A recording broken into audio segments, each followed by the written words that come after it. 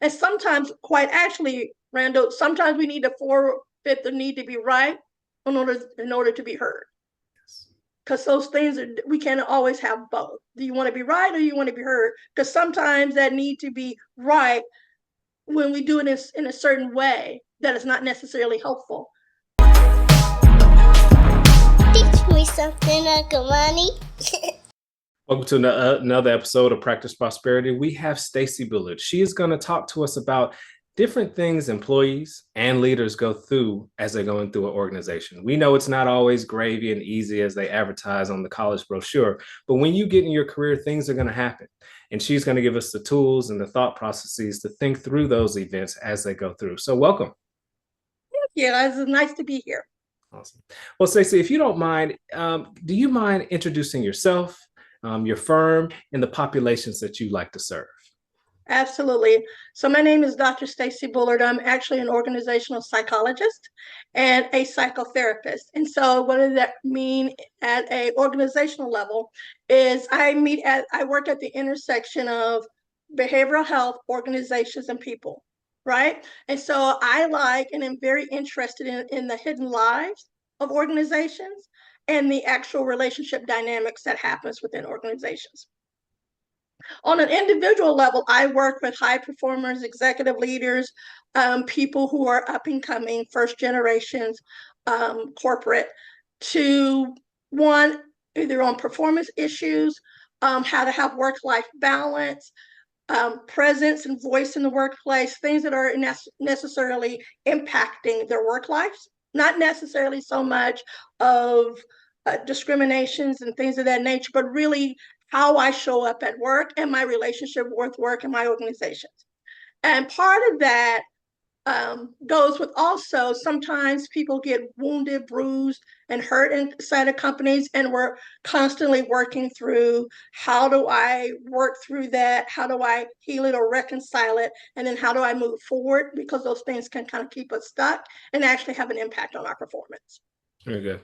Help us differentiate. So what is the difference between somebody working in a corporation versus maybe a blue collar job, as far as the things that they have to deal with emotionally and what they have to navigate through that is different from maybe a traditional blue collar clocking in, clocking out type of work? That really is interesting. Even in blue collar, every blue collar organization has a corporate.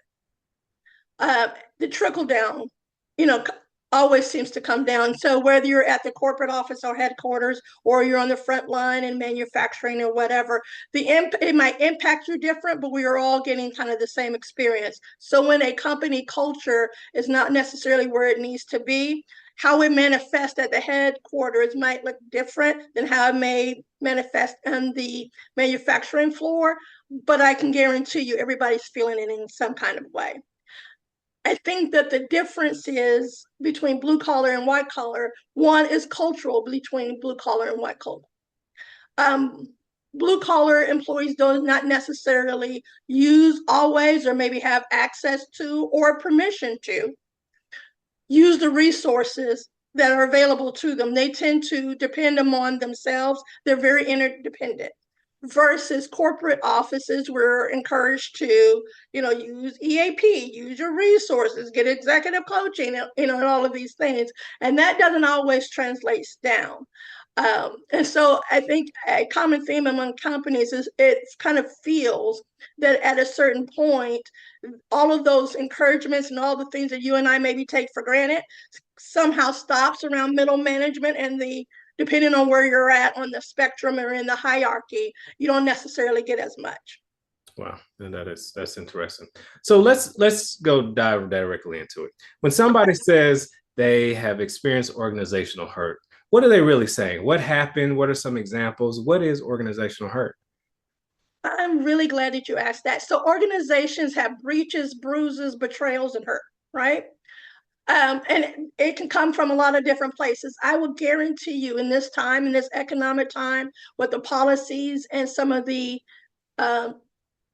issues that are coming out of Washington, organizations are going to end up disappointing employees because they can't live up to the vision and values. They may have to change their culture. Layoffs are coming. The feeling of discrimination and being treated, inequality, inequities are going to happen. And so those things at a larger macro level are going to come into place. There's no way that we're going to be able to get through this and companies come out untouched. So by proxy, I would advise your listeners to expect that there is going to be some hurt that comes with your company as they're just trying to survive the next 4 years. Wow. So at a larger level, those things can be layoffs. Those can be, you're not necessarily living up to your values. You're not necessarily living up to your social responsibility. I am disappointed in you. I feel there's a breach of contract of what was sold to me during maybe the hiring process and what I got in when I get into the door was just very common. Those hurts can also come at a managerial level for the same reason. That may be discrimination, that may be workplace cultural bullying, and things of that nature in a hostile, maybe toxic environment. And then even at the individual level, that can be gossip. That can be Susie and Mary work at the same company, a job promote, they're best friends, have been best friend, a promotion opportunity comes up, they both apply, one gets it and the other doesn't. One of those individuals may feel a sense of betrayal or lack of loyalty, that therefore now you are now my colleague and now you're my boss, and now there may be some level of feelings about that. And so these bruises and hurts that happen within companies come in all shapes and sizes. The other thing that I think is important is one hurt can have multiple lenses. And we often look at it through the lens of the victim.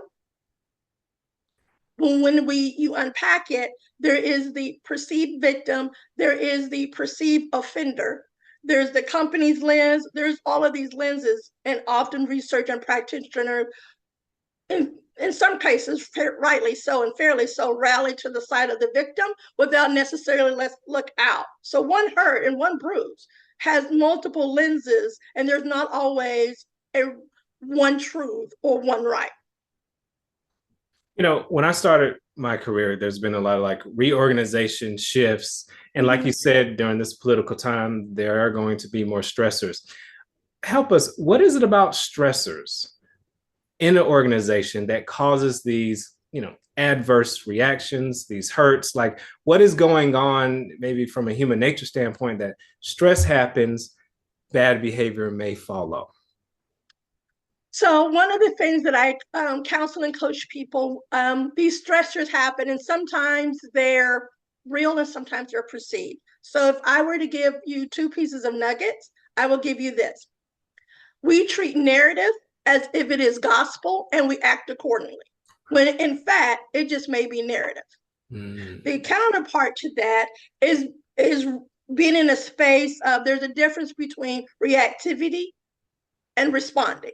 So even if what you're saying is 100% true, we are still responsible for how we show up, even in the bruises.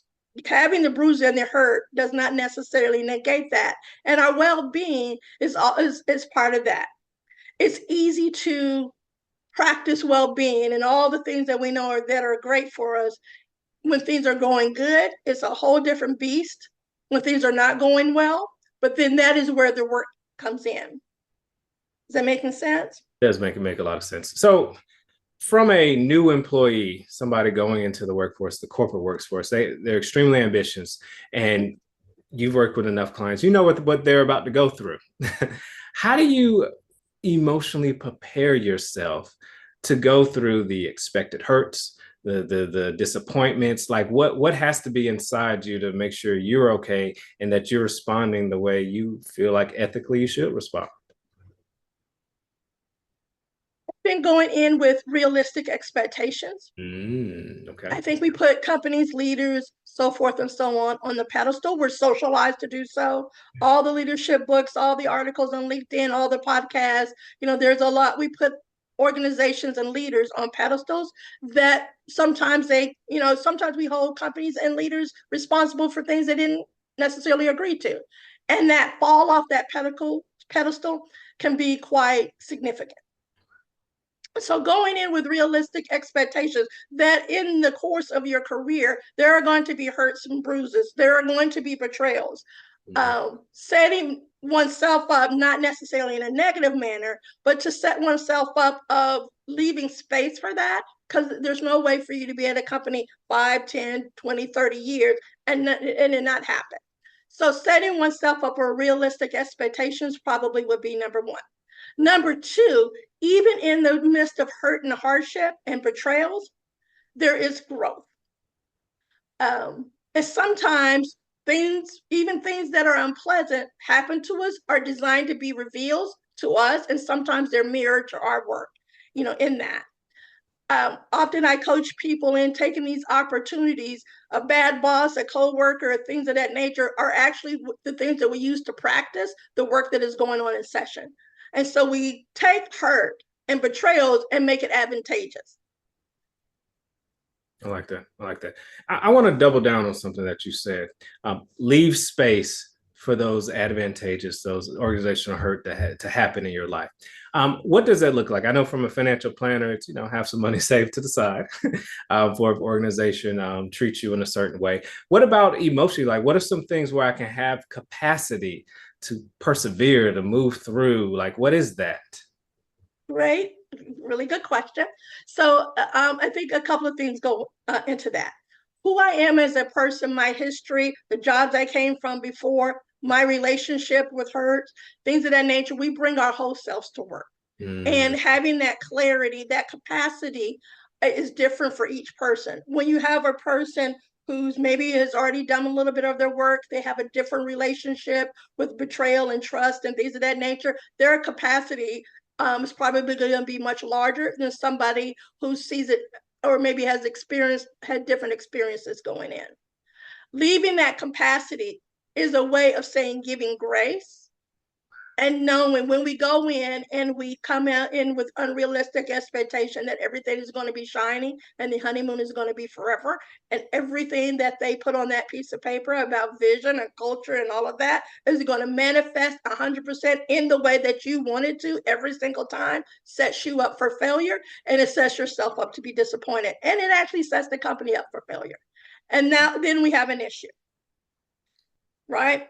And so going in, so that capacity says, let me leave space for those things, because those things will happen. If I go in with the expectation of one, already setting the company up there, that, companies are unfair, they don't treat their employees right, things of that nature, the first bruise or hurt that happens, I'm done, because I came in already full. If I go in with unrealistic expectations of, everything shiny and great, that disappointment tends to set me back, and it tends to be more significant. And so there's been a little bit of research that says, people who have how they relate to trust, how they relate to what, they will call forgiveness, how they relate to reconciliation, who they attribute the problems to. Do they attribute it to the culture of the company? Do they attribute it to policy of the government? All of those things come into play about how much space we will give and how that helps us on our reconciliation in that time. I don't like to use the word forgiveness. It has connotation to it. So I tend to say either moving forward or releasing them for whatever needs to happen.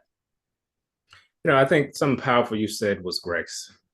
Giving it, when I apply for a company and they accept me, I'm going in, giving them the grace to mess up, be human. Right.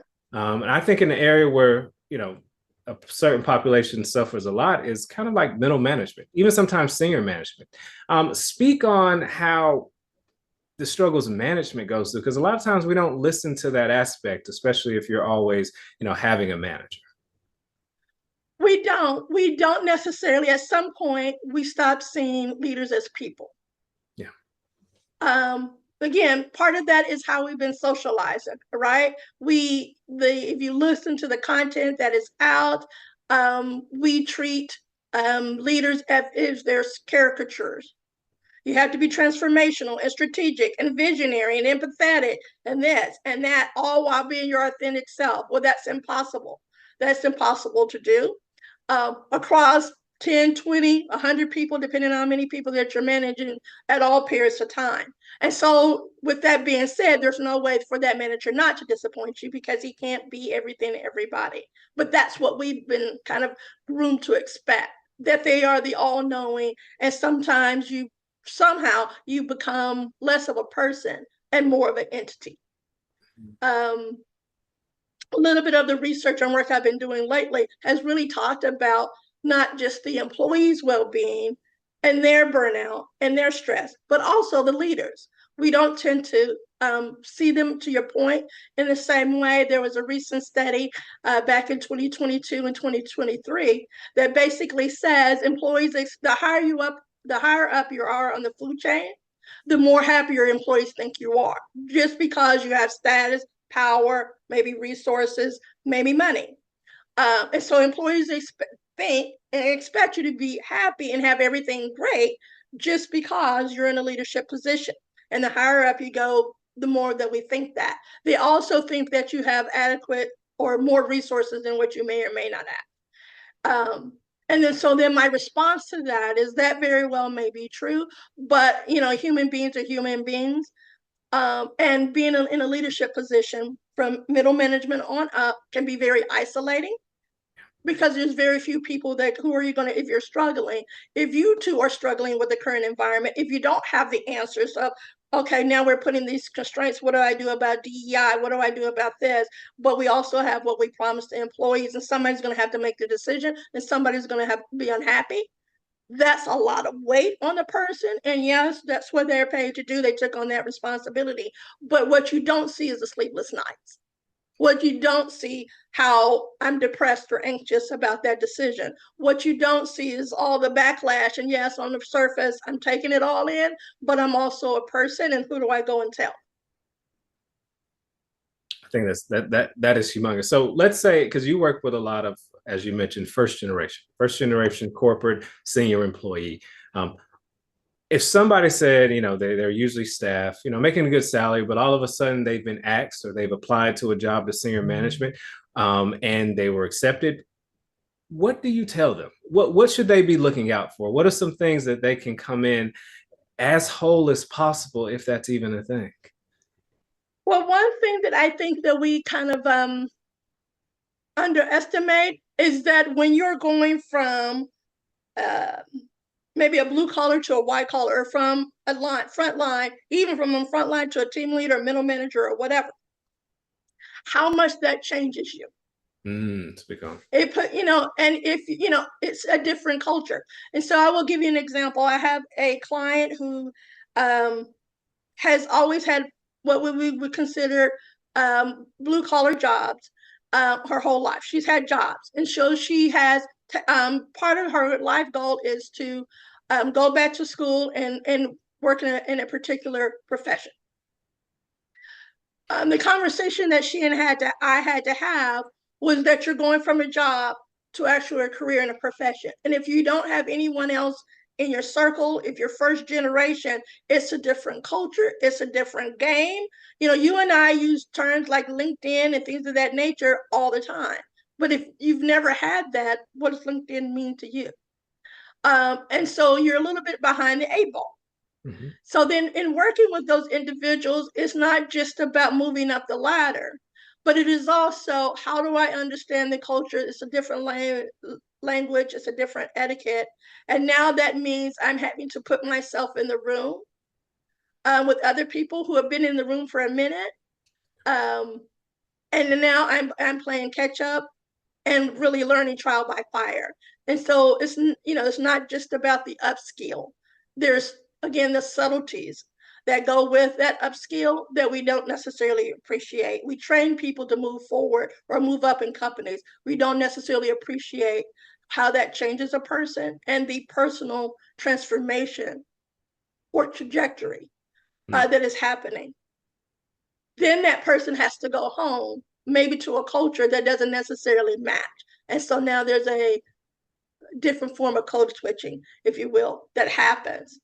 I know with myself, as I became, a therapist and went to grad school and became a psychologist, one of the feedback, especially very early on, one of the feedbacks that I would often get is that you talk different. Why are you talking like that? And so, okay. And so there's this kind of code switching that happens.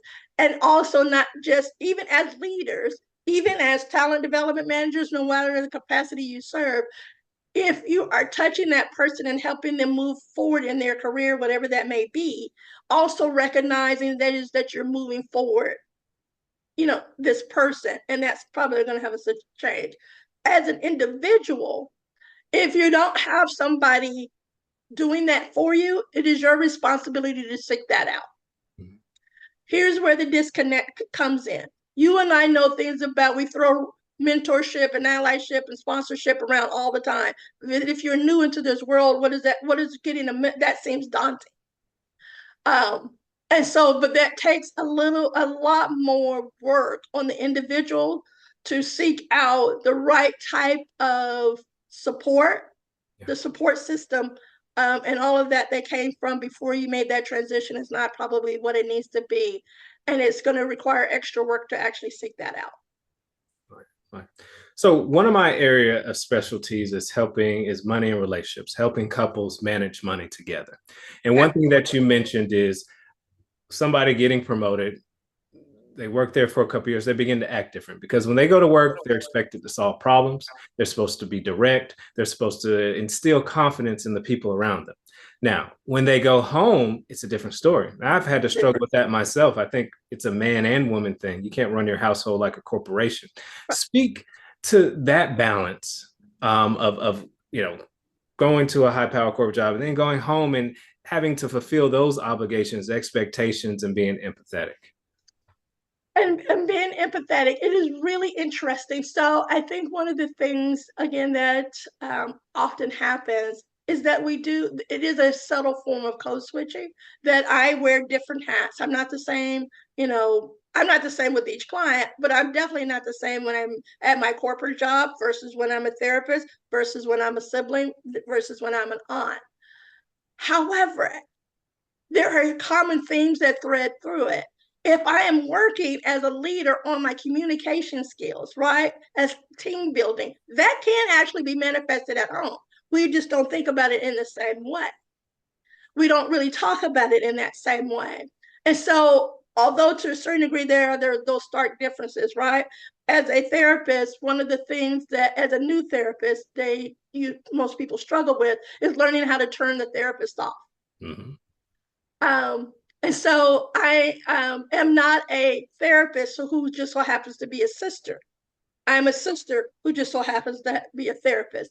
And being able to differentiate that, as well as working with my family to be able to differentiate that when I'm giving you advice, you're coming to me, we're having conversations, I can't just turn it off and turn it on. And I make no apologies from it. So you're getting really sound and probably advice or guidance or whatever that is, feedback that is informed by what I do. Yeah. And so it is not necessarily whether I do or don't, but how I deliver it, because what I do as in my profession, either way, informs how I show up in my personal life and vice versa. And we can't always distinguish between the two. I think that's interesting. I think one thing you said was, if I'm learning about effective communication at work, that should somewhat equally apply when I come back at home. Absolutely. I think what that alludes to is a lot of the things that, maybe it's TV, advertisement, we think of effective leadership is actually toxic leadership. It's that calm boss that comes and talks to you, say, how you doing today? What's going on? Those are the things that are effective versus the boss who's more stringent. Speak on that difference between what people view as toxic leadership versus what actual leadership that works. Because I think people put those two together. They're not the same. They are absolutely not the same. The difference would be, toxic leadership, we tend to, let me say this in this way. A insecure leader rules by power and control. Yes. A person who's secure in their leadership leads differently and it feels different. Mm-hmm. And that is the difference between the two. And so sometimes when I have clients and they're coming in and they're talking about they have a toxic boss and they're micromanaging or whatever the situation may be, things of that nature. One of the things is that I get that client to do is seeing that boss as a person who may be struggling. And when we are struggling, insecure, whatever our stuff is, we tend to lash out. Mm-hmm. And we tend to lash out on the things that we know. So a bad boss is probably a bad boss, is not probably doing all that great in their personal lives, with their marriage, with their children and all of that, because there's no way those things are fluid. Yes. That makes sense? And so with that being said, the same thing, with a boss who's a really good leader, and there is no absolute. There's no such thing as a great leader who's never toxic. And there's no such thing as a toxic, leader who never does anything right. We tend to your point, or kind of socializes, you're either one or the other, and it's all or nothing. I don't know any toxic leader who's never in the time of their career have actually done, anything or nothing right. And I don't know a good leader who's just walks on water and never made mistakes. Chances are, probably, if he's doing it right, the mistakes are the things that how he got there in the first place, because then there was something to work on and work towards, right? And so again, there's this thing about grace, mm-hmm. and this all or nothing kind of thinking that we think about, people. But if I can step back and step, out of the situation for a moment and see that person it doesn't excuse their behavior, it doesn't make it right. But it does help me in my reactivity and how I choose to respond to that person and my experience and my decisions about, is this the best fit for me as an organization or not?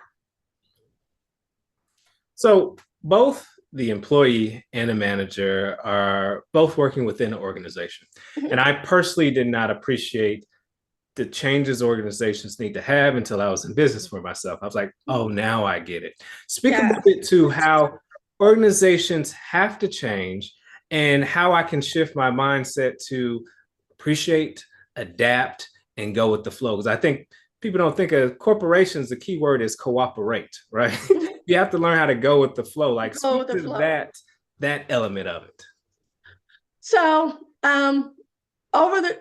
again, goes back to the top of our conversation. There's no way for a company to come out of this at the end of this 4 years and not be bruised and be the same.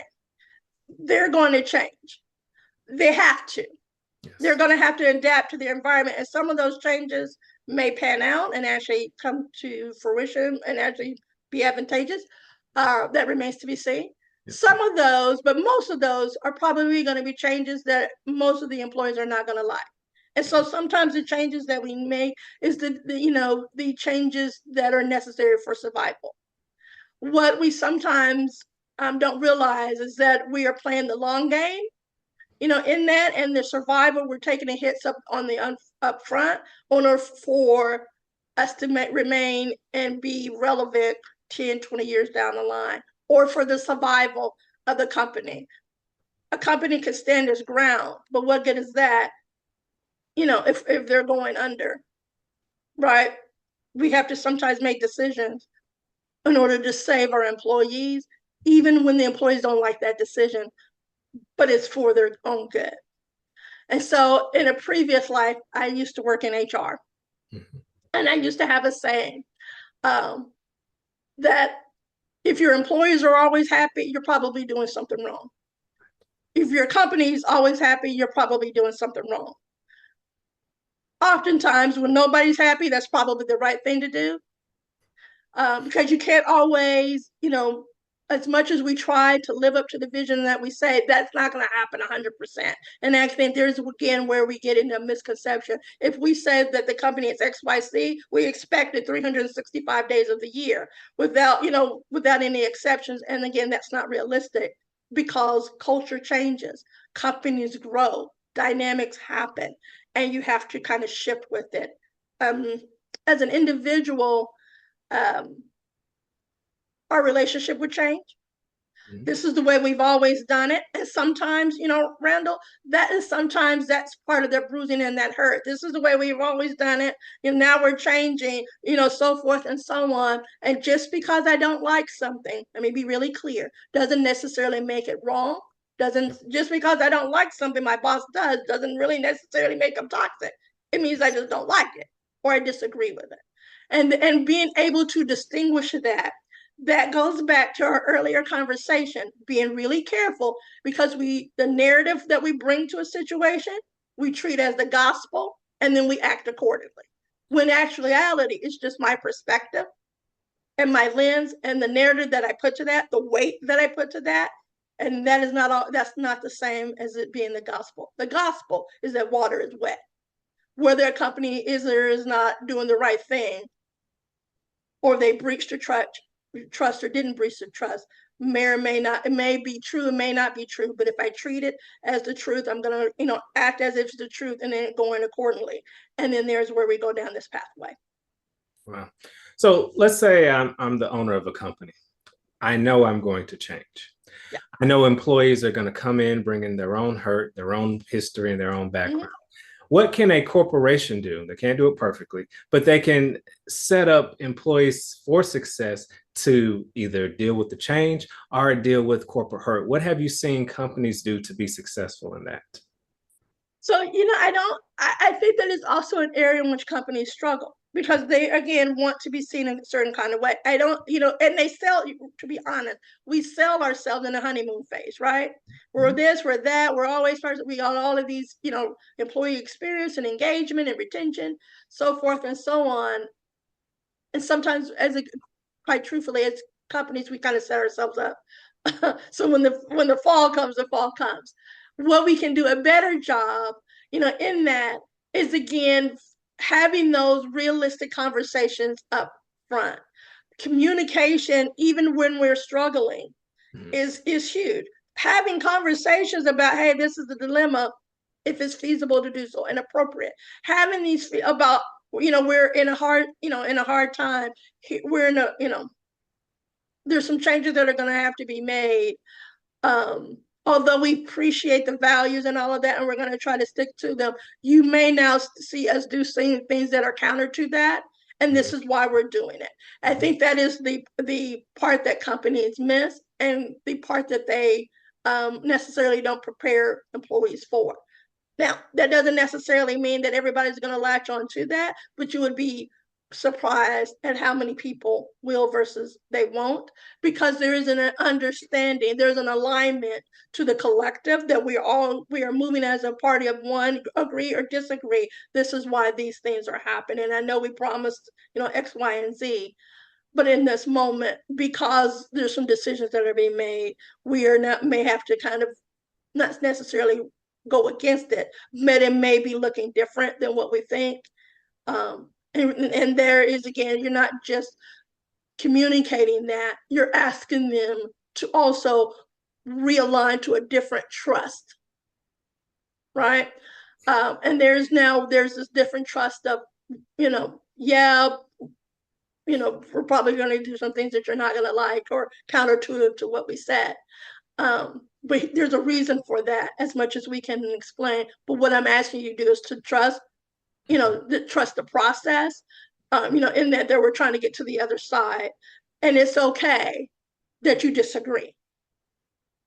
It's okay that you disagree. And it's okay, quite honestly, if you have to reevaluate yourself and say, this is no longer a good fit for me. And I think that's the other part. As an employee and as a company, we don't give enough off ramps. Everybody wants to retain, and train. And not everybody needs to necessarily be the whole way. Not everybody or every company is designed to go with you the whole way. I think the best culture I've ever been, they did two things. One, they offered the opportunity to challenge your manager.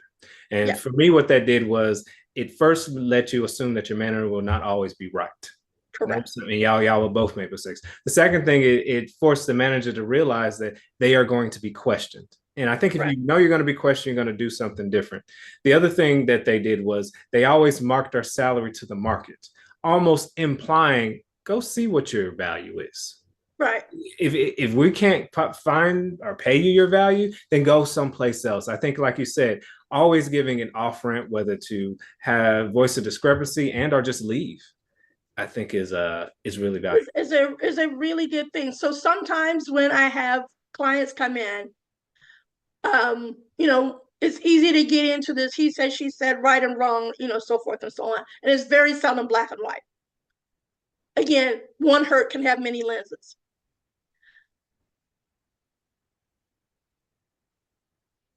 So, one of the things and when I coach and I work through is this is not really about right or wrong always, as it is about fit. And sometimes, a company can start off a good fit. 5 years in, that fit is not, permanent.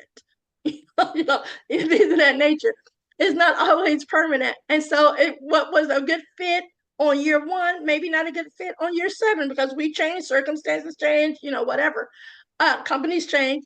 And so it may no longer be a fit. And that really helps people kind of put it in a way of it gets away from the all or nothing. It gets away from me being the victim and they're the villain. It gets away from and makes this really somewhat neutral. If this is their company, they can run it whether you agree or disagree, the way that they want to run it, fair or not fair. Now the question says, is this a good fit for you? And if the answer is great and you can make it work, great. Let's talk about how you then show up in the space where the company is going, not who they were 10 years ago, because they're constantly moving and you need to move with them. If it's not a great fit, then that's great. Now we're doing something different about if it's not this, then what else is there in there? And that's 2 different coaching sessions. But it does give, again, them an off ramp. And it also gives the company an off ramp to say that, again, not everybody's meant to go with you the whole way. And the days of a 30-year pension with a gold watch and all of that are gone. And so that is, the reality necessarily of it. I'm really glad that your previous manager gave you the opportunity to challenge. A secure manager will do so. An insecure manager, if you're done correctly, let's say that, an insecure manager will see it as a threat. Yes. But that also goes back again to the culture, and how they lay that out, and things of that nature. That's also from an employee standpoint, a coaching opportunity of what's the right and wrong way to challenge. Sometimes we can be so right that we're wrong.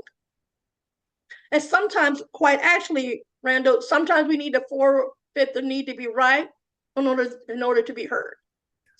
Because those things we can't always have both. Do you want to be right or you want to be heard? Because sometimes that need to be right, when we do it in a certain way that is not necessarily helpful, shuts that person out and they can't hear us. And then we just push harder. And so that is also a coaching opportunity on, yes, we want you to challenge, but this is this is the healthy way, the professional way, the productive way to do so. And again, that goes back to all of these hidden nuances, things about work and work life that we don't necessarily tease and coach out. That's interesting. So in my world, what I see, and you let me know what you're saying, people tie themselves to a job because, it earns a great income. Okay. Go for the salary, nice title, nice income, prestige, when they know that may not be a good fit for your personality. They might not be a good fit for this time in your life. And a lot of it is, you go to college and then you go to college, get a degree. So you sign up for a certain type of company, a certain type of size, certain type of prestige. Talk a little bit more about fit. So, and not like holding on to something that doesn't fit. Because I know you see it a lot. It's like, you're unhappy. Why are you there? Go back in 10 years when, maybe you're more developed or in a different stage of your life. Like, talk a little bit about fit and people being able to step away, even though, they may have a personal financial harm or even a reputational harm. That is really, I really think, again, what was a good fit at one point, fit is not, again, permanent. What was a fit at one point may not necessarily be so. It's the same thing with quite frankly, romantic relationships. It is not, compatibility and fit. Finding a partner that's a good fit and kind of matches who you are, your lifestyle, and where you're going, is quite important. And so we are already doing this to a certain extent maybe in our personal lives, but in our professional lives, these scenarios, that fit says, does it match where my work-life balance wants to be? If you're in a company like an Amazon, things of that nature, work-life balance is not the same as working in, being the CEO of a smaller company. It's just not. And so, part of that challenge is saying, okay, well, does it fit in my work life? Does it fit as it relates to, is it going to get me to where I need to be?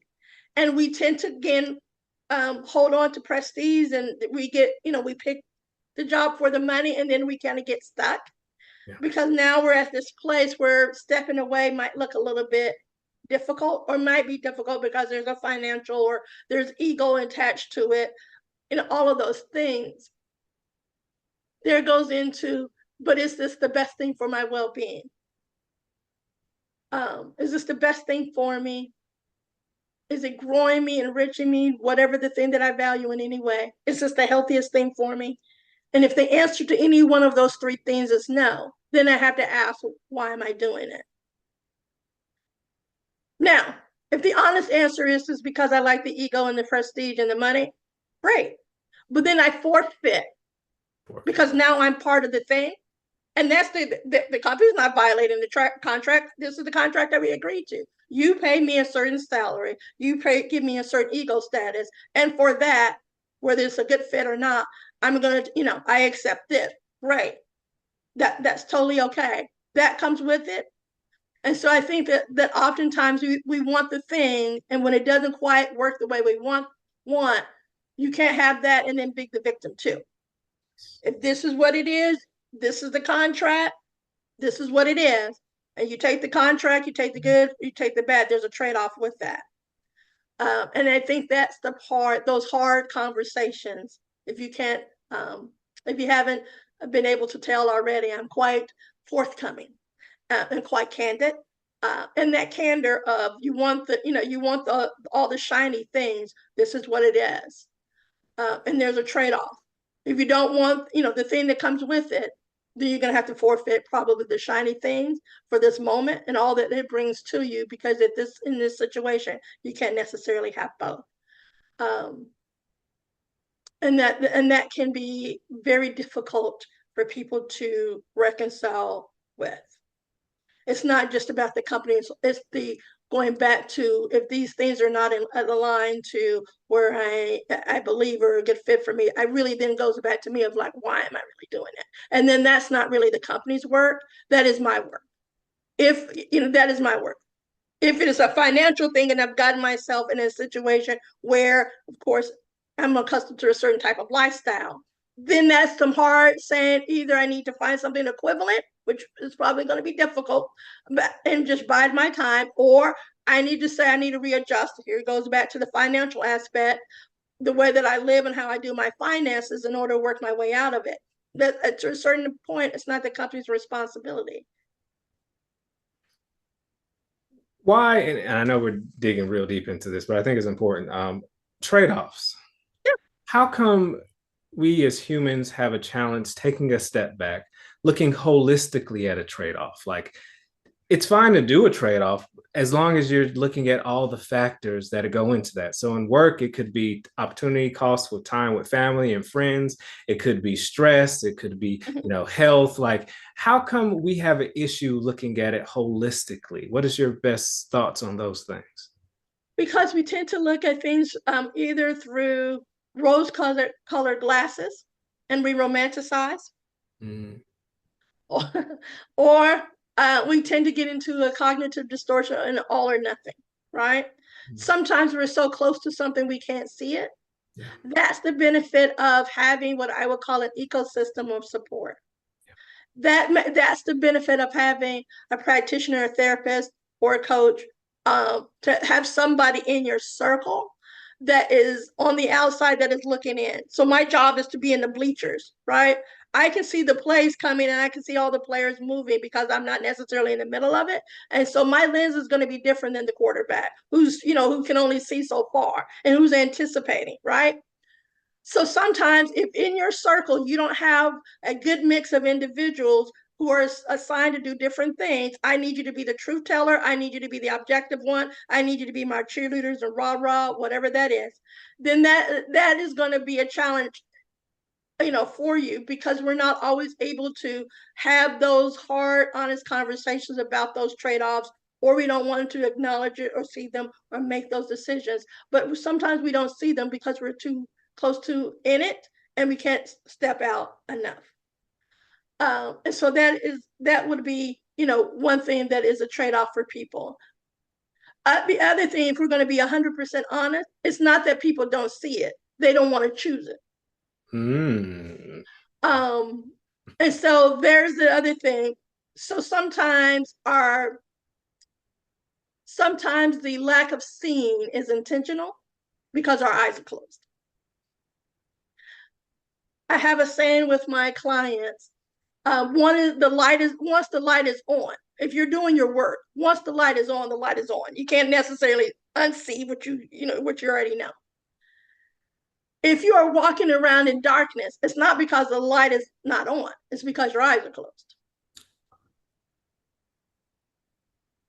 And that is a huge difference. And so sometimes, the third part is that sometimes we treat trade-offs as win and lose. Yeah. What are my values? So forth and so on. Maybe it creates, it goes back again to our previous conversation or earlier in our conversation. Sometimes these struggles are actually mirrors to ourselves, and they're designed to be revealed. Because then now the rubber had really met the road, right? Now I'm at this situation where I have these two things, and now I have to question the things that I say.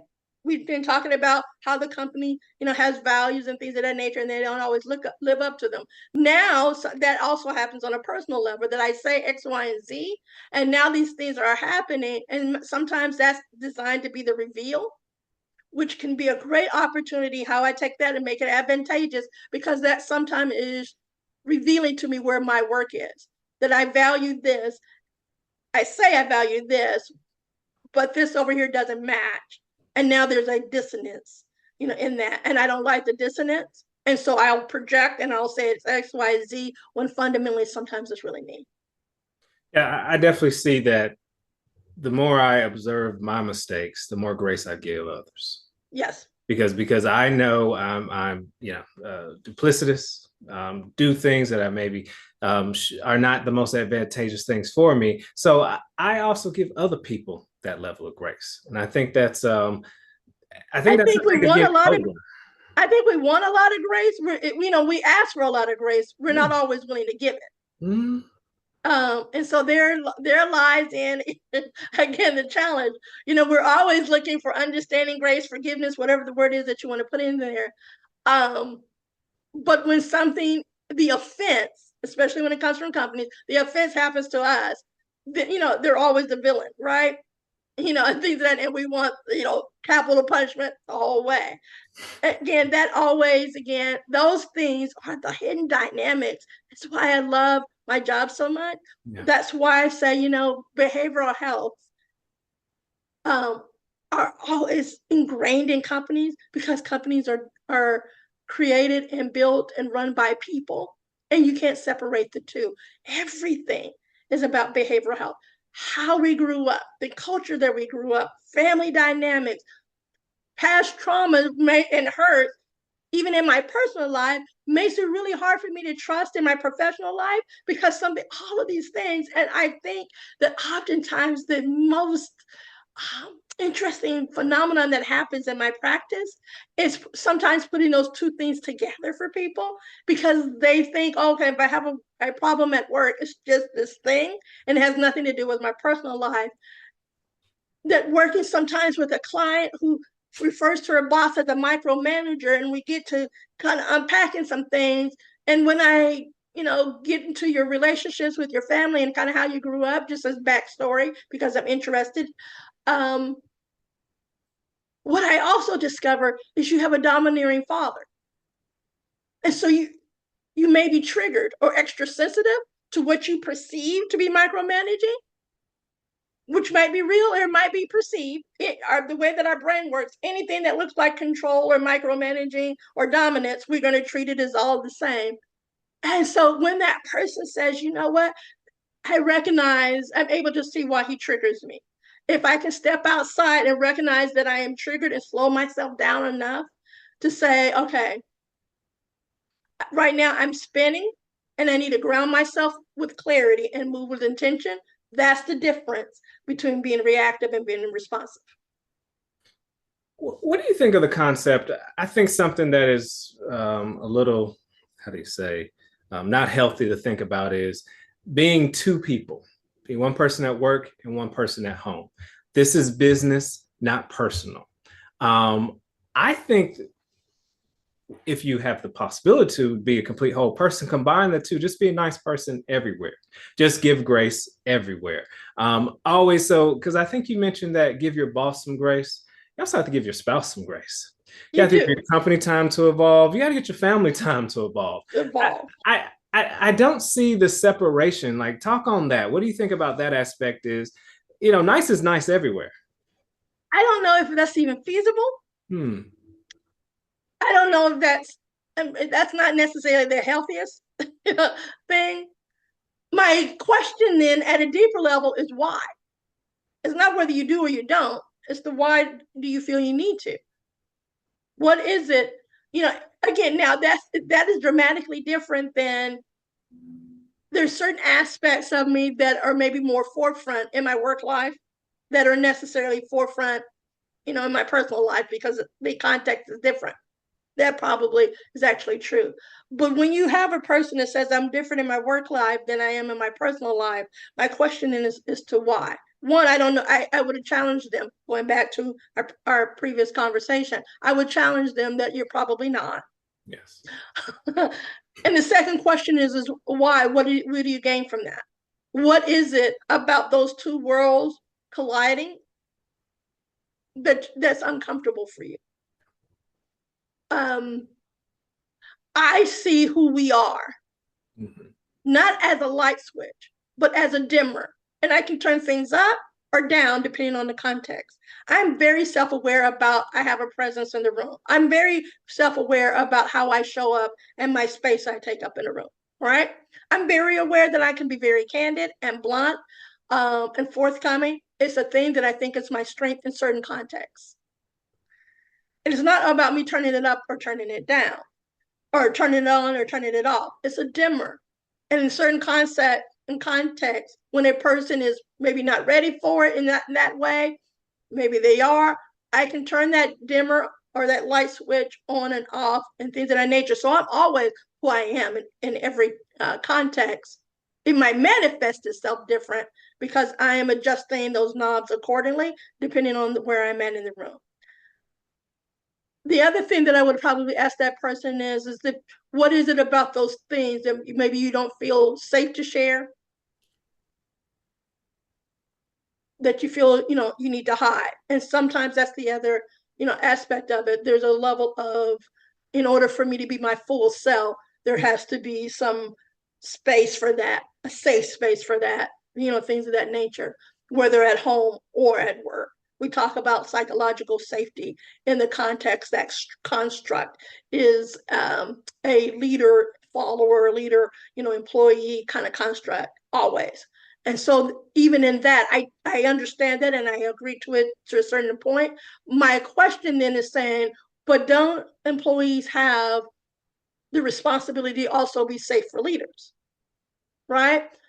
Psychological safety is a relationship skill. I can't ask for trust if I'm always showing up in a space that makes it hard to be, for you to receive that, whether at work or in our personal life. So sometimes in my previous work with individuals in relationships, they say, well, I want that person to be honest, and to be honest with me. And I'm like, well, are you acting in a way, are you showing up in a way that that person feels safe to do so? Because if honesty comes with punishment, backlash, theatrics, or whatever, you're not going to get it. Is that making sense? And so those things, it's not where you do or you don't. I'm like, what is in that phenomenon that you feel that you need to be two different people? Is that a safety thing? Is that a hiding thing? Is that an insecurity thing? There's where that one, I would challenge you that you're probably not. But two, what does that give you? And is there a skill that we can feel like, how do I blend this whole person, together, which again is another coaching opportunity. Definitely. All right, let's get into your practice. So you had a job. Why go out on your own and start a practice? It's a lot of work. It's stressful. It takes time away. Like, why? Why'd you do that? So I will say that there's a couple of things too. One, I've always had a practice and a full-time job. Barring maybe a short period of time, like during the pandemic, barring a short period of time, a small window, when I was in my graduate studies, I've been in private practice since 2012. So I've been doing this a long time. Barring small circumstances, I've always had a full-time job and a private practice. My private practice has never been intended to be my full-time job. Okay. And that is because I did not want to get into a situation where financially I cannot, I'm just solely reliant on my practice, and then my practice becomes a job. That's not the purpose in which I have that. My practice is a passion thing. It's a thing that I'm really good at. And then I really kind of pour into my clients and how it is. That is totally, I wanted that to feel for me as I was doing my work totally different. Like, this is my 9 to 5, which serves a totally different purpose. I love my job. I like what I do. I like my career on that aspect. But its purpose is different. It touches me different. It gives me benefits. It gives me stability. It gives me all the things that, which, with all due respect, allows me to have my practice the way that I want it. And so there's a strategic intentionality into the way I have things set up. So you decide to hang your shingle, but as a therapist, you can, especially a therapist hangs out on shingle, you pretty much do what you want. Yes. How did you decide the specific services that you were going to offer? How did you decide your niche? Like, what was that journey like? Right. I'm glad you asked. My practice has evolved over time. So we've talked about it in the context of company cultures and things that they go through. I think that practices have cultures, even though you're maybe an employee of one, there's still a culture, and a feel to it. And it has evolved. When I originally started practicing, my original population was working with people with severe and persistent mental illness. So those are people who have been diagnosed with schizophrenia or bipolar, significant addiction issues. I really have affinity for an interest in psychosis, and the aspects of a person's mental illness and neurological issues in which that occurs. I also have affinity for that population because they're one of the hardest populations to work with. There tends to be a lot of misunderstanding and fear around that population, and nobody wants to do it. It is the again, they look at working with people while they're out in the streets, all the things that come with it. And so through time, that is where my original work. So as a clinician, I've worked in psychiatric hospitals. I've done the crisis hotline. I've worked for the Department of Corrections on their psychiatric floor. You name it, I've done it. I love what I do, and I still have a passion for that. I will say though that over time it becomes taxing. And so the bandwidth, again, and the capacity to do that. You can only look for a person under a bridge so many times. And it takes a lot, and it was taking a personal toll, even in my private practice. So over time, then I had to reevaluate, going back to, again, I love our conversation today because we're connecting all these dots. I had to go back and say, is this the right fit for me now? What was fit for me, as I was, having to take jobs, I took whatever I could take at the time because I needed to build my licensure and my clients and kind of figure out what my therapeutic voice was.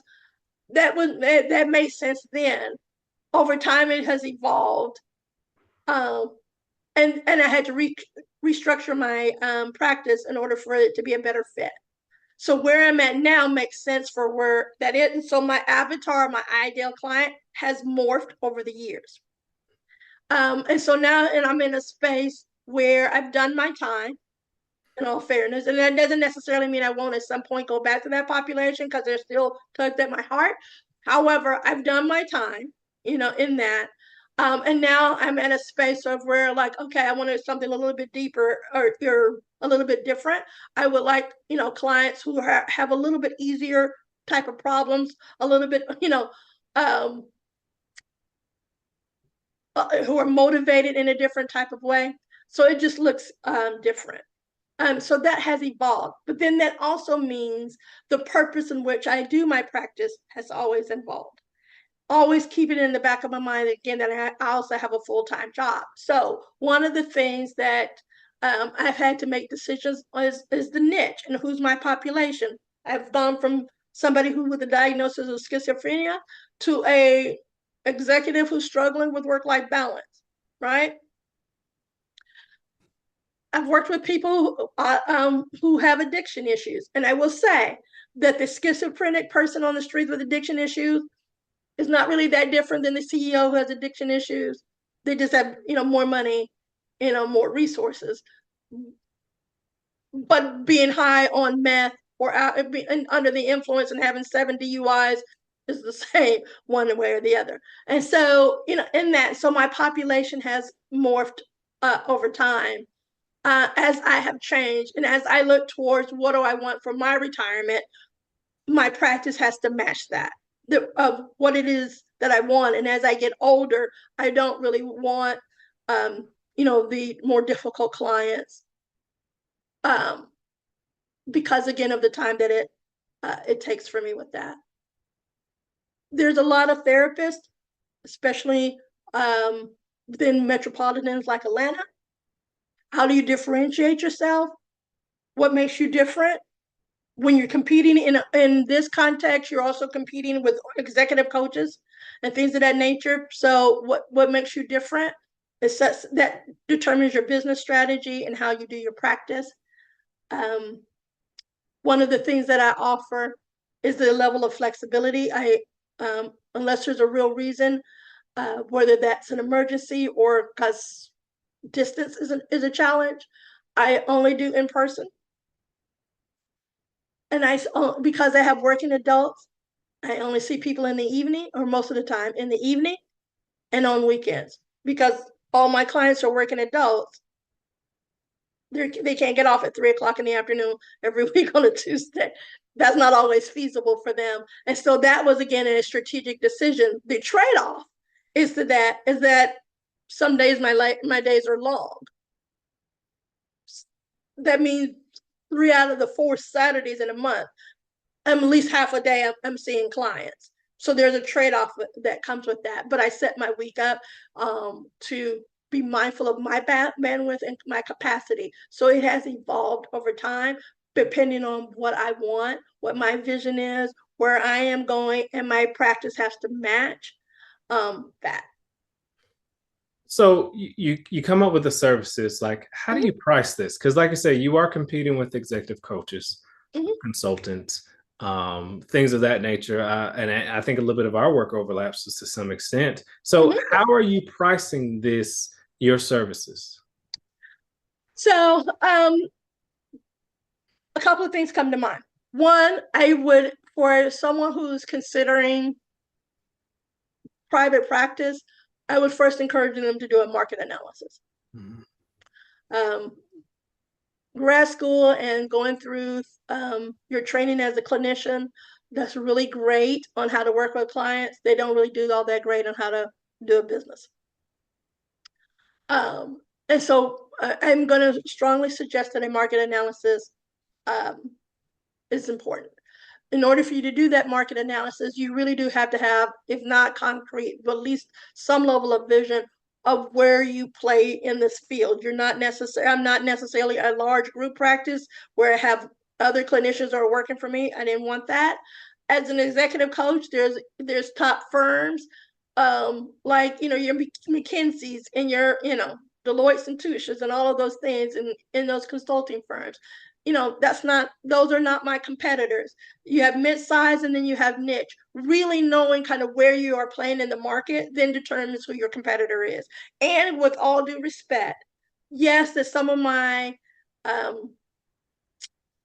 colleagues are people that I refer people to or affiliates and things of that nature, and they are part of my network. But there are also, from a business standpoint, my competitors, right? Why would you go to Staci's office when you can go to Susie's office down the hall? And really saying, okay, this is my kind of my group. This is who my competitors are. Now do we hold the same degree? I have a PhD and a master's license. I have a background in this and that. As I'm doing this market analysis, PhDs or doctoral levels doesn't necessarily can command the same, just because of the way the market is, the same as someone who doesn't. And so you're really kind of saying, what's the average price, right? Do I take insurance versus do I not take insurance? Who's my demographic that is my ideal customer? If I want a higher or can command a higher fee, then that does yield me to a different dilemma, because then my customers are people that can afford it, which is probably not going to be the average person. And there's where for some people for some therapists, there is again some, moral dilemma about, what happens to the underserved, what happens, to this and that, which is a valid point. And quite frankly, it was a bit of a struggle for myself as I was transitioning and have grown and evolved over the years. All of those things come into place. You look at all the data and then you say, okay, where is my fair and reasonable rate? This is, this is what the market will yield. This is how much insurance are going to reimburse you. This is how much people are willing to pay out of pocket. This is the average rate, education, experiences, all those things. And then that kind of determines where you're going to land, which can change. I think pricing is developing the service and pricing are the two hardest things. I think that is because, but I think that might be because I don't think really clinicians do a really good job of understanding, one, what's the purpose of your business? Mm-hmm. My purpose of my business, again, is not to be in my full-time job. My vision for my business is not just to see clients. So right now I probably have and it changes over time. It's just where we're at now. It's probably a 60-40 split. So I see 40% of my practice is probably clients, and then 60 is doing other projects where I might be working with APD or Atlanta Police Department, that I'm doing work collaboration with the University of North Carolina and things of that nature. And so that's different. That also says my purpose is not just I did not want to just solely focus on just coaching and counseling employees or individuals, but I also wanted opportunities to do research. I wanted opportunity to do consultation. I wanted opportunities to do public speaking where relevant. But in order for that to be part of the plan, I have to set up my business accordingly. I think that's good. I think, as you said beforehand, like I said, this conversation goes full circle. It sounds like what your 9-to-5 may not be fulfilling, you're able to get this from your private practice. And it's not just sitting down visiting clients, it's interacting with these different organizations, doing that level of research. I think I think that's a testament to that you can have it all. You just have to be willing to make certain sacrifices. I think that it is. I think that one of the things as practitioners, um, we kind of feel like, okay, well, if you're in private practice, you're in private practice unless you're teaching. You can't necessarily work a corporate job. And I'm like, no, I have that actually, I love what I do. I love the way that my life is set up.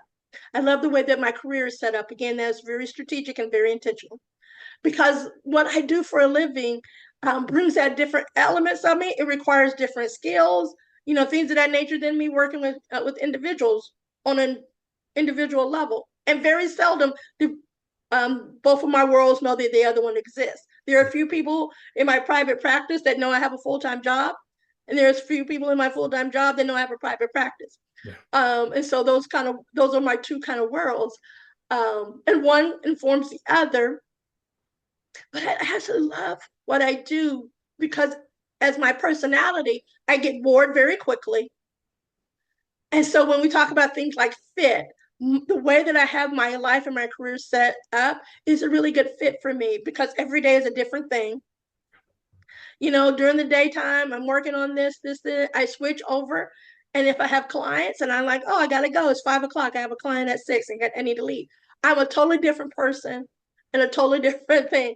And it feeds a different part of my thing. And so I get that full person experience because the way that I have implemented things in my life. So I can't, to your point, I don't know what it's like to only be one person in this and then this and that.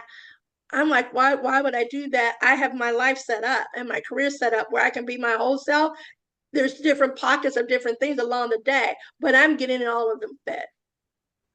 Initially, how are you able to gain clients, and how are you able to gain clients today? Okay, well, initially, I was gaining clients through, quite honestly, in a spirit of transparency, through heavily reliant on the insurance companies, right? Insurance companies and being on EAP panels, they love to send you people. So that was enough for me to get my practice up and running, with the caveat of, again, always knowing that my practice was small, which goes back to knowing who you are, right? So I did not necessarily need a tremendous amount of clients, because it was always going to be somewhat intimate and niche. But my first clients really came through getting a lot of referrals through the insurance company, getting my, kind of my name out there, colleagues, so forth and so on. Right now, a lot of my clients come through. I do very little, actually, I do no advertising at all. All of my clients come through word of mouth. All of my clients are referrals. So if you're a client of mine, Randall, you are my advertising. Oftentimes, everybody's almost connected. You are my advertisement because they see a change in you and they like the change that they're seeing. So you are my end product. And so oftentimes people will say, oh my God, you seem so much happier, you seem so much healthier. I can't believe that, whatever the feedback is. Oftentimes that person is like, oh, well, you should see X, Y, and Z. Let me make let me make that connection for you. Very much so, like in the business world, let me make that referral to you. So oftentimes my clients will say that, or they'll have somebody that they know who are struggling, so forth and so on, and they'll say, you know what, I have the perfect person for you. And so a good bit of my business now at this point, because I've been doing this for so long, comes from someone that I've seen that has done their work, and they are now they are strong advocates of, like, oh, this is the work, and this is, so forth and so on, and it's life-changing. When you do your work, Randall, it shows, and it becomes contagious. And then people are going to want, what you have. And then the trickle back to that. Oftentimes when I'm working with leaders, and one of the things that I don't think we do very well as therapists, especially therapists that work with leaders in an organizational context, is making the business case for therapy. sometimes that transformation is coming from a person behind the scenes, but because of confidentiality and all the things that go into it, they'll never know that it's me. That working on communication skill in a marriage transforms into I'm working on my communication at work. You can't really change in a real way and then kind of caps like it works over here. It wasn't. If I am changing, it should show and manifest itself in all areas of my life. The work manifests itself in all areas of our lives. I like it. So let's talk about this. So, this time where I get to gain advice from you. So the clients you serve, you see them on an intimate level. How can a financial planner best serve that population? Like, what are you seeing the opportunities that are being missed, or maybe what is being done well? Okay. I think the opportunities for financial planners that are being missed is that I would say in the 10 or 12 years that I've been practicing, you're the first financial planner that has ever expressed an interest. I think that and I think that's just a human thing. When we tend to network with people that are within our circle or like one bubble out. Yes. If you as a financial planner cannot make the connection between a person's financial well-being and their mental health well-being, and it will never occur to you that this is a connection we should make. Right? Which means you're missing out on referral opportunities because financial expertise is not my expertise. But I have clients who are in financial situations. I have clients who are government employees and they're like, do I take the buyout? Not take the buyout. I wasn't planning on a retirement for the next 3 years. So, in having these conversations, these are now elements of financials. But because people don't cross-discipline, don't engage in cross disciplines, you lose out on referral opportunities. So one of the things that I would kind of give guidance to is expand your circle. Just like everything touches behavioral health, everything probably touches at one point finances. Yes. Right?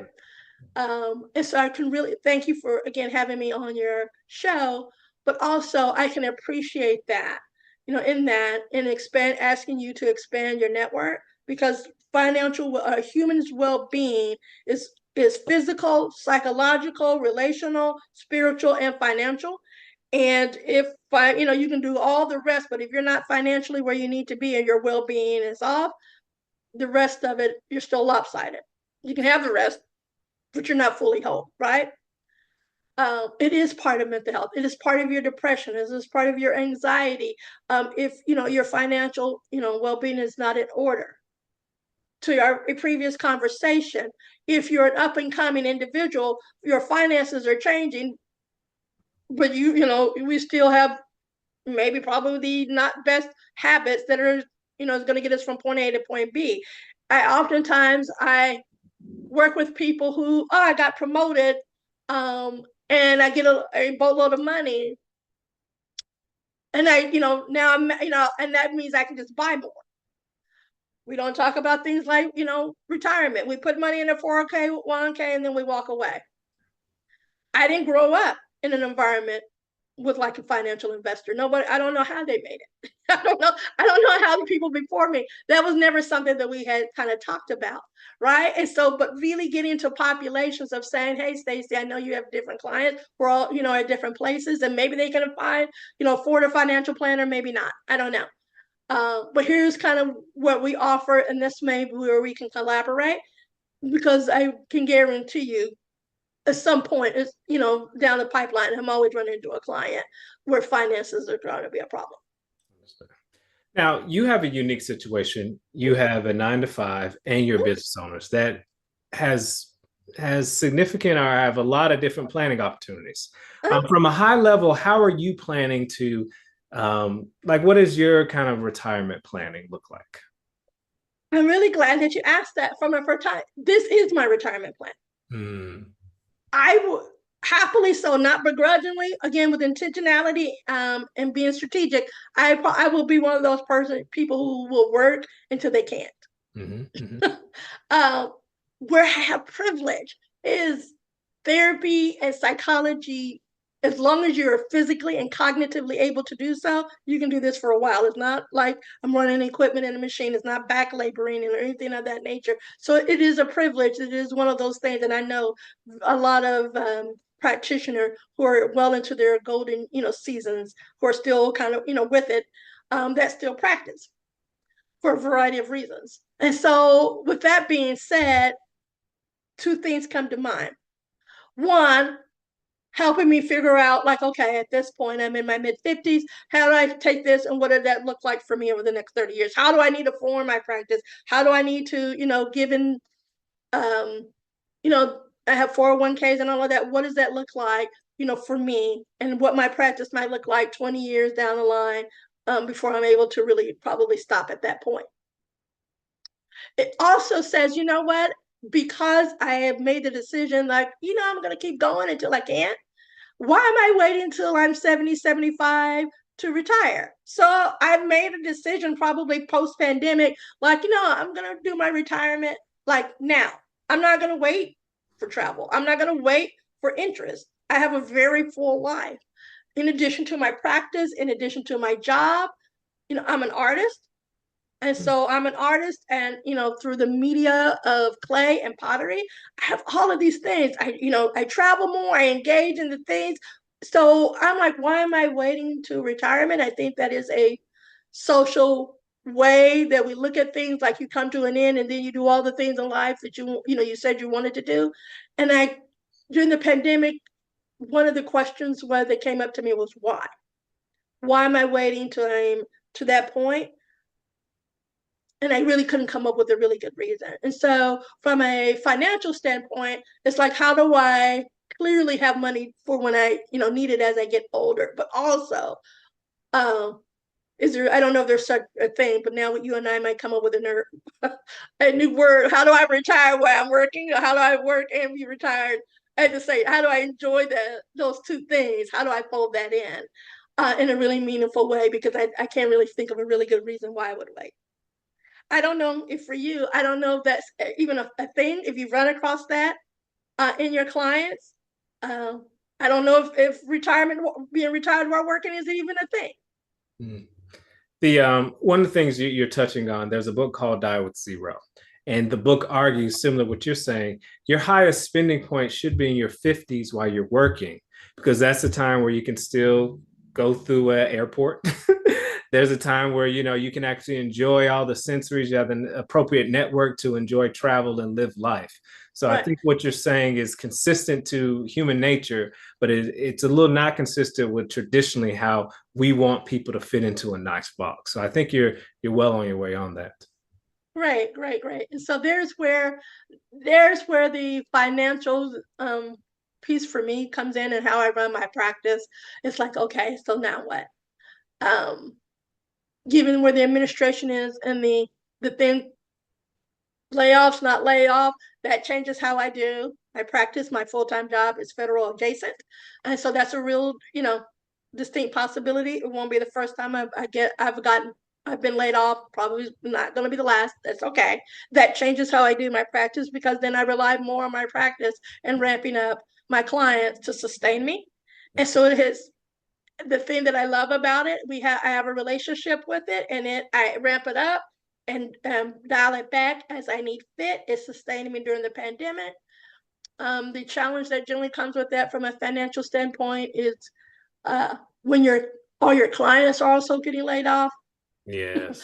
Nobody has, the means to, or therapy becomes a luxury, right? During the pandemic, I had to make a decision about how I was going to navigate that, because that had a huge impact on people, but there was still a need. And so making decisions to doing a lot of pro bono work, or when this lifts back up, we'll get caught up when we can, and we'll figure out how we're going to reconcile the financial piece to it, and having to do non-traditional things like that. my worry Mm. is that we may hit another thing. My worry is that we may be hitting another pandemic-like structure that will change my business. Yeah. But I will cross that. I've been there before. I will cross that bridge when I get to it. Mhm. And so there, I do recognize again were that privilege, and again, who my avatar and my ideal client may have to be put on the back burner for a moment. But it is what it is. So if somebody's listening to this and saying, you know, I need this help. I'm first generation. I'm moving up to that executive level. I need the guidance. I need somebody to level set me because I might not come with the complete toolkit to survive in this environment. What is the best way for them to reach out to you? Oh, great. You can reach out to me. I have a website, and that's called becomingpoint.com. You can reach out to me. There's my content is in there, my contact information, my phone number, my email. You can also reach out to me on Psychology Today, and I have a profile out there as well. Through that, again, you can go through, take a look. I do offer free consultations to make sure, again, that fit and appropriateness. And if I'm not the right fit for you, I am not one to take a person on. I want to make sure you have the best fit. Absolutely. And I will make sure that you get those referrals out. But those are the best two ways to do so. Also, you know, at any given point, I'm always open to doing public speaking gigs, even if it's not necessarily, hey, I need to work with you one-on-one, but we need a corporate therapy session. You know, our company is a little bit stuck, and we need to think about how does one release and reconcile and move forward because our company is hurting or whatever the topic may be. And so I'm also open to public speaking gigs and doing things of that nature. I'm also open to doing things and working with collaboration. I just finished a project with at the University of North Carolina in Greensboro.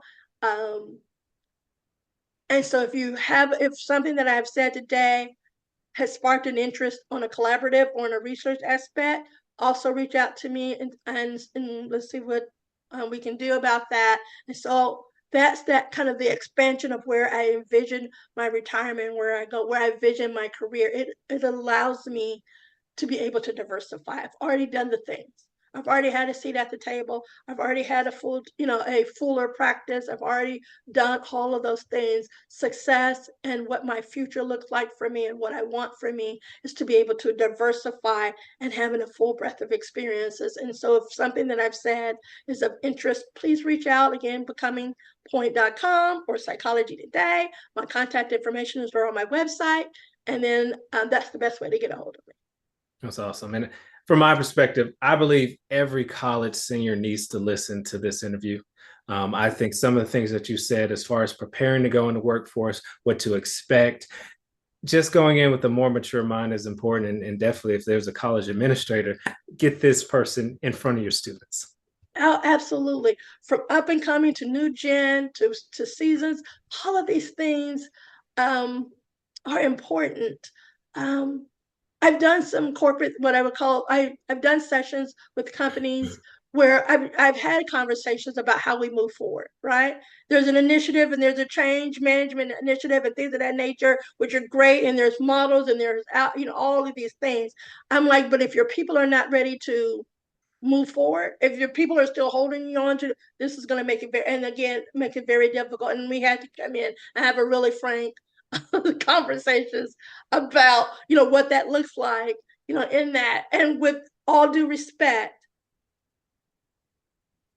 a company has the right to move on with or without you, whether you release them, forgive them, or whatever the word you want to use or not. I've done co-operating sessions about learning how to ask for what you need. We also we challenge people, which is a great thing. We challenge people about mentorship and allyship and sponsorship and all of that. We don't really teach people how to show up as a mentee, right? And how to maximize. I don't, I don't know how to ask for what I need, which, by the way, is a tenet of relationship.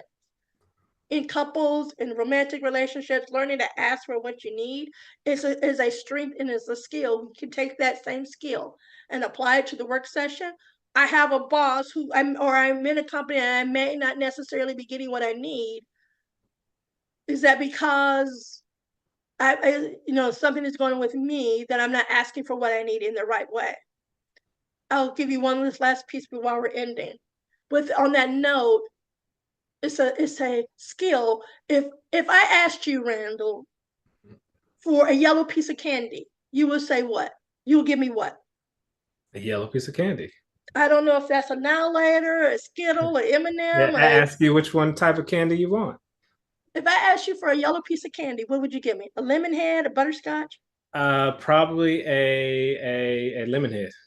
Okay, well, I wanted a yellow M&M. But you didn't tell me that. So there is really, again, this concept about learning to ask for what I need. We hold companies responsible for our needs. We hold people responsible, or in companies, for our needs not being met. And then my question is, well, am I asking for what I need?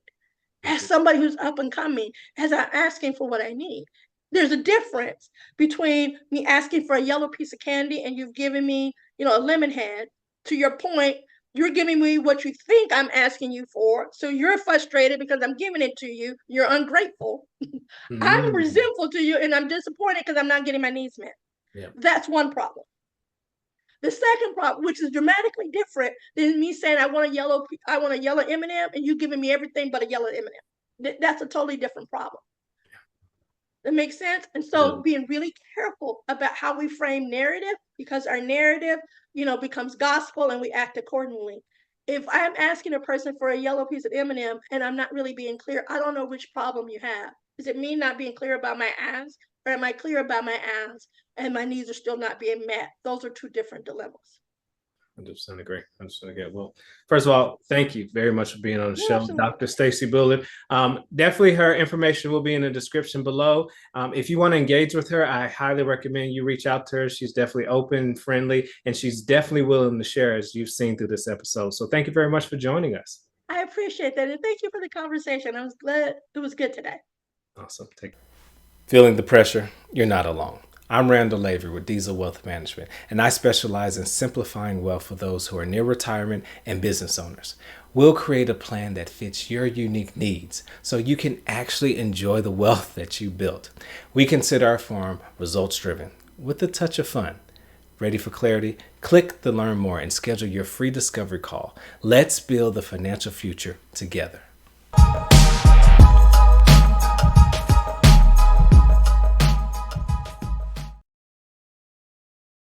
The more I know, the more money I can make.